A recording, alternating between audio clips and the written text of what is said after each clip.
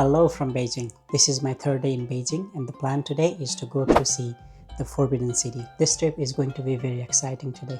And by the way, tomorrow I'm going to Great Wall of China, and if you want to see my experience, subscribe to my channel as there will be a video about it. And stick until the end of the video as I will also share some of the experience that I learned from this trip today, and probably there will be a lot of information or tips that I can possibly share to you. If you like the content, please like the video, and if you have any questions or comments, put down in the comment section below, and please subscribe to the channel. In this trip as well, I'm not hiring any tour guide as I will figure out things myself.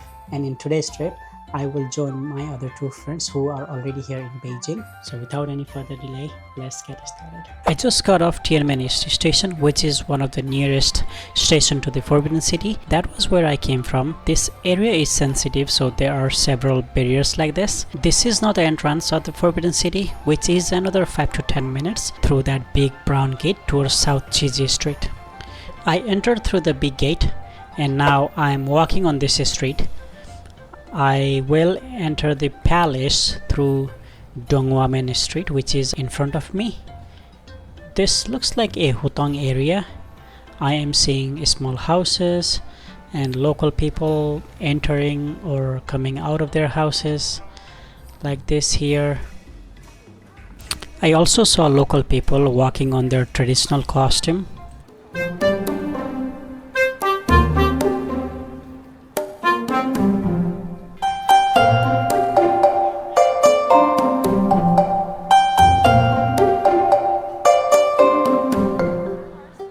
This is Meridian Gate, which is the main entrance of the Forbidden City, also known as Palace Museum. We line up here to go inside.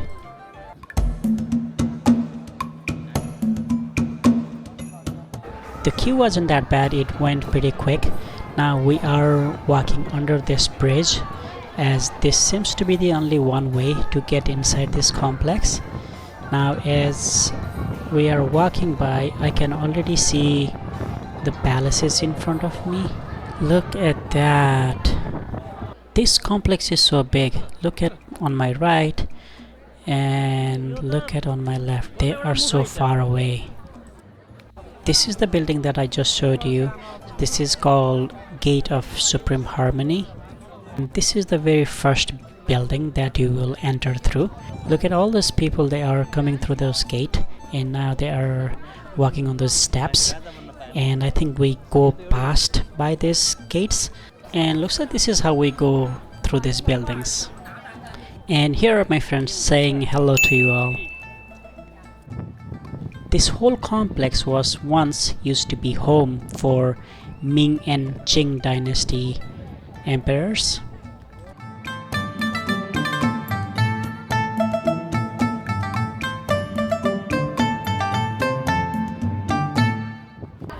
This massive complex have nearly 1,000 buildings, and each building had a special purpose. So some were used for big ceremonies like crowning the emperor or celebrating festivals. Some were for offices, some were even the homes of the emperor or their family members or even their hundreds of servants.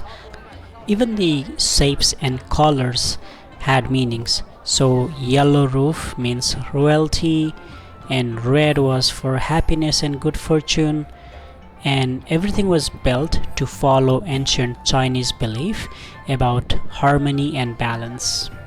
And I'm sure you have seen this building in pictures or videos. So this is the main and most important building in the Forbidden City. Look how big this courtyard is. This is huge. Wow. And look at all the buildings on the sides, the palaces, all those structures, they look awesome.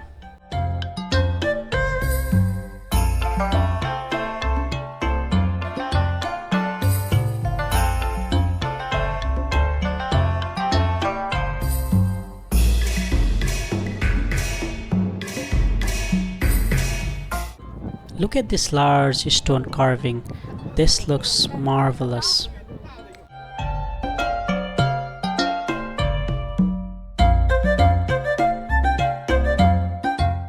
We went all the way to the end of this complex, but now we are returning back, and this concludes this trip for today. Was the next part of the video where I share my experience of this trip. Now that I'm back here, let me share my experience today. This place is so huge. Let me show you a aerial footage so you will see how big this place is.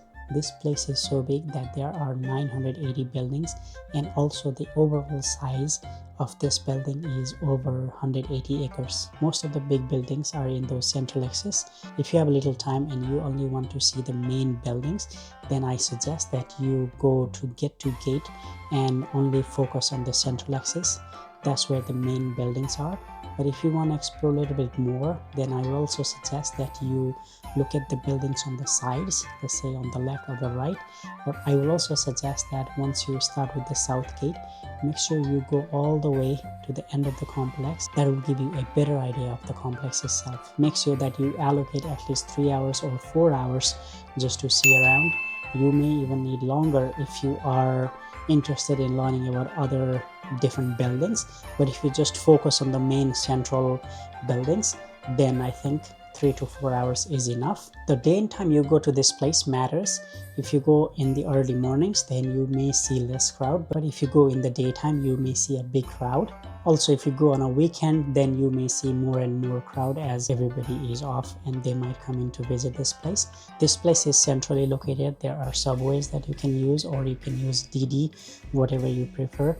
If you want to use subway, metro, there are nearest stations. The one I went was Tiananmen East Station. We were told that you can only enter through South Gate, that is the Meridian Gate. Make sure you wear comfortable shoes and also pack some snacks or drinks, as I did not see that many shops inside. I've seen a lot of people hiring those audio guides and even the local tour guide.